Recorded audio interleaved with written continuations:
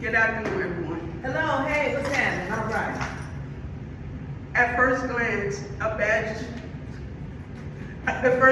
badge may seem like a name on a card or a photo clipped to a shirt. But over time, I realized that identity is more than just surface level. It's about who we are, how we're seen, and whether we're allowed to belong. That's why I believe we must push for more inclusive, equitable, and accessible IDs badge systems across our school, our workplaces, and our institutions. Let me start with a quick story. When I started a new job, my badge wasn't ready the first week. And every morning I would arrive, I would have to either get buzzed in by security or another staff member. I couldn't access certain areas. And even though I was officially hired, I didn't feel like I belonged. That small plastic badge, it made the difference between being treated like a visitor or feeling part of a team. Now imagine what that means for someone who's been marginalized. Someone re-entering the workforce after incarceration. Someone whose name and pronouns don't match what others expect. Someone wearing cultural or religious attire in their photo. To them, a badge isn't just about access. It's about whether they are truly seen. We already know ID badges play a crucial role in modern institutions, and they offer security, identification, accountability, and professionalism. In fact, a systematic review of identity and access management requirements in enterprises highlights the importance of robust and inclusive identity systems in organizational settings. But here's the issue. Most badge systems weren't built with everyone in mind. For example, many badge systems don't allow employees to use preferred names or pronouns. Others won't accept photos of individuals wearing head coverings or for religious reasons. Some badges don't include tactile features or audio prompts for people with visual impairments. These might sound like small oversights, but when you're on the receiving end, they don't feel small. They send a message: you don't fit the mold. You are not part of the system. And that message can be deeply alienating.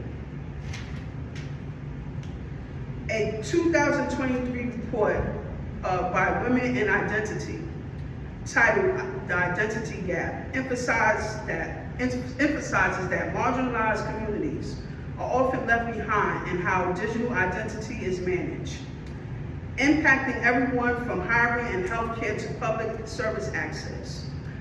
When our systems ignore diversity, they actively contribute to inequality. And it's not that innovation isn't happening. A global tech firm, IDEMIA, is now developing next generation smart badges with biometrics and encryption, increasing security for organizations around the world. But as IDEMIA 2022 innovation brief explains, there's still a long road ahead.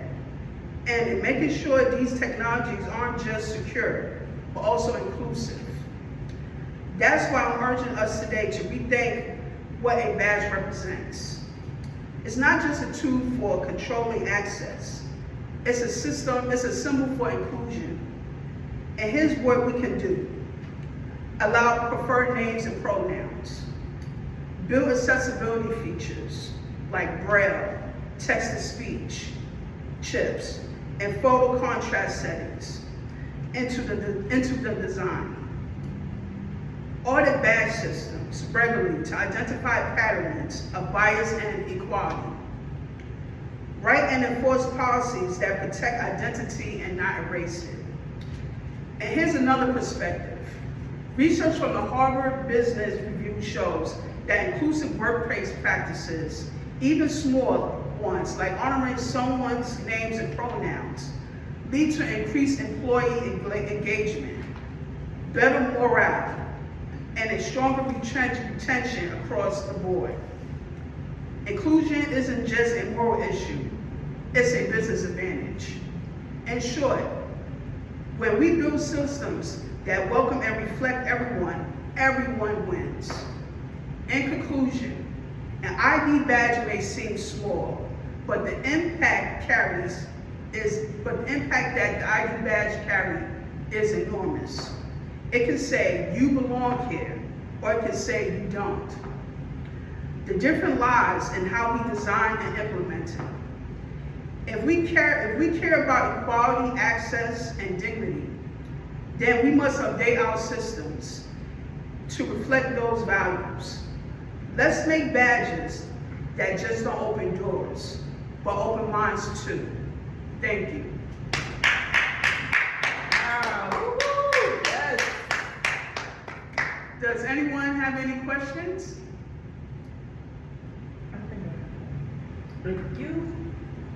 If you got the opportunity to work on a badge, a new badge that you're talking about, would you do it? I would absolutely do it, and I believe that depending on the organization that you work for, they should allow some room for your personal, the way that you identify with yourself, the way you want to be called. If, you know, whichever, you know, pronoun that you choose, that should be honored as you being an employee working for that company. They should honor that. Okay, I have one more question. Do you know of badge systems now that are in play in work, that are being used at workplaces that do the things that you're talking about? Or is that like conceptual right now? Right now, it's definitely conceptual. It's in the infancy stages where certain pronouns are about to be introduced on different ID badges, and really it's just on an individual basis. You know, it's really company. You know, the individual companies, I guess, right to honor the use of certain particular pronouns on the identification badges, but it's definitely in the making. I should say that we should be hopeful that that conception will definitely give birth to more inclusivity across the board for all employees. Awesome. Thank you.